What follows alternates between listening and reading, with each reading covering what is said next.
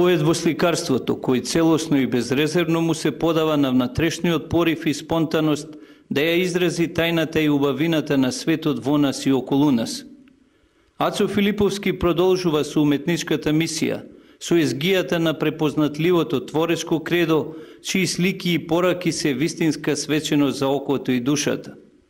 Раскошно со повеќе бои во нивната чиста субстанција или измешани во на прв поглед нескладни, а сепак впечатливи комбинации, Филиповски го воспева, го оживува во многу од делата каменот. Тој символ и мит, исполнет со роднокрајна метафора, носталгија по времето минато, со уметничка филозофија која се уште силно го држи во прангите од кои не може да се ослободи. Роден сум во Никифорово, во еден убав, прекрасен рај, или јас како го нарекувам, мојот зелен рај. Веројатно влијанието што го извршило мојот роден крај, или поточно моето родно Никифорово, после покасно во моето творештво како сликар и графичар се рефлектирало и се створила и веројатно се наметнала и темата каменот. Каменот, поред останалите други содржини во моето ликовно творештво, е најзастапен. Зашто е најзастапен? Дали тоа извршило влијание крајот? Зашто околу мене се камења, карпи. Пред мојата куќа имаше еден камен, и ден денеска постои, на времето како дете ми изгледаше многу голем, а сега е многу мал, бидејќи разликата е очигледна. Јас сум надраснал, тој останал така, меѓутоа дали тој камен, дали околината, дали што, како, тешко можам да одговорам што е тоа што во моето творештво го наметнало камењот. Меѓутоа јас за камењот покасно створив некое свое видување, некоја свое гледање.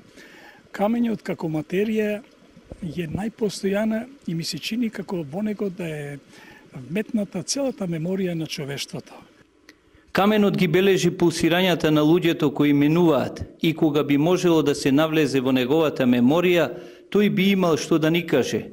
Ќе рече Филиповски, седнат покрај некогашниот голем камен на Никифорското збориште, да сподели со нас и со вас дел од себе, дел од емоциите, од мислата и сликарските предизвици, што веќе ги овековечил или допрва ќе го направи тоа на некој од идните акварели или графики.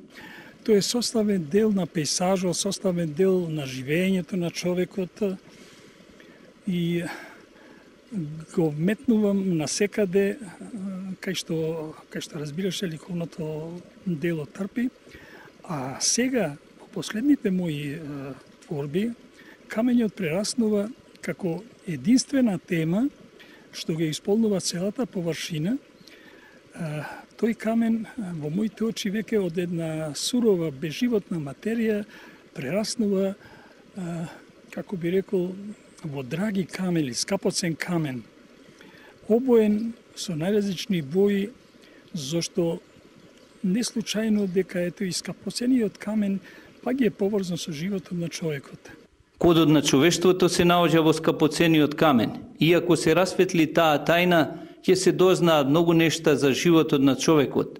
Е личната фикција на сликарот Ацо Филиповски, со кого разговорот представува задоволство на мигот, а неговите дела духовна радост која ќе ве заплиска со сета топлина, колку и да не ве дразни ваквата уметност.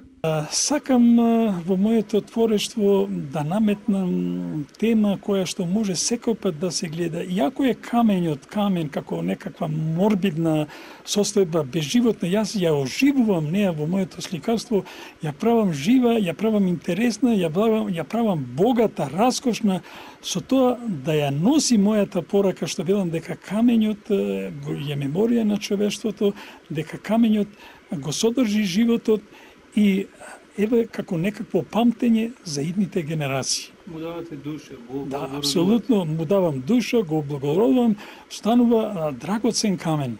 И навистина, сликарството на Ацо Филиповски зрачи со магична, трансцендентна убавина која душевно облагородува. како и зелениот рај, што овие јунски денови го обкружува и го исправува пред нова и нова творечка провокација, што ја бара и ќе ја најде овде, или можеби потаму.